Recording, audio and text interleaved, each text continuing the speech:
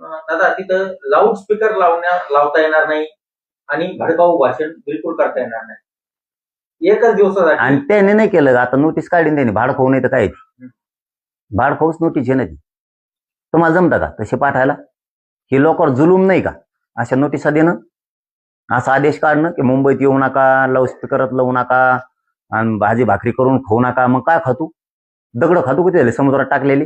वाळू खातोय समुद्रात? काय खातू? भाकरी तुकडे तर खावा लागते ना करून. तुम्ही तर देत नाहीत लोकाला. म्हणा हे करू नको ते करू नको. मराठी सगळं करीत असते आणि यावेळेस मराठी मागे येत बी नसते, येत नसते. मला पुरा निर्णायक आंदोलन करायचंय. जर मुंबई ठरली तर माघारी येत नसतो.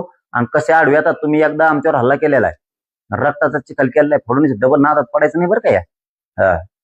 आता आम्ही सावध आहेत हे ध्यानात ठेवायचं. आणि तुमच्यावर सगळ्याचा राग आहे. मग दलित मुस्लिमापासून शेतकऱ्यापासून सगळे व्यावसायिक वर्ग, व्यापारी वर्ग, नोकरदार वर्ग सगळे चिडलेले आहेत तुमच्यावर. हे ध्यानात ठेवा. मग तुम्ही दक्षिण मुंबई वगळता, आझाद मैदान वगळता इतर कुठेही तुम्हाला आंदोलन, निदर्शनं, धरणं काहीच तुम्ही करू नका म्हणल्यावर आम्ही मग कुठं करीत असतो? बुळकांडात करीत असतो मग आम्ही. मग तर कुठं करीत असतो? दादागिरी करायची नाही. आम्ही आझाद मैदानला करणार, शिवाजी पार्कला करणार, वर्षा पुढे बी करणार, सगळ्या दुनियात करणार आम्ही. कुठं जिथं आम्हाला रोड दिसणार आम्ही तिथं करणार. तू काय करणार तर बघू त्या टायमाला. आम्ही मग रेल्वे बी नाही फिरून देणार, तुमच्या विमानं नाही उडून देणार. सगळ्या रेल्वे पटऱ्या उखडून टाकीत असतात. मग आम्ही विमानतळ उखडून टाकीत असतो. होऊ दिस तुला, तू माझंच उतरायचंच ना एकदा. आम्ही सज्ज होणार आहेत. मग तुम्ही लोकांना वेटीच करून धरता रे. कशामुळे लोकांना तळपिता विनाकारण?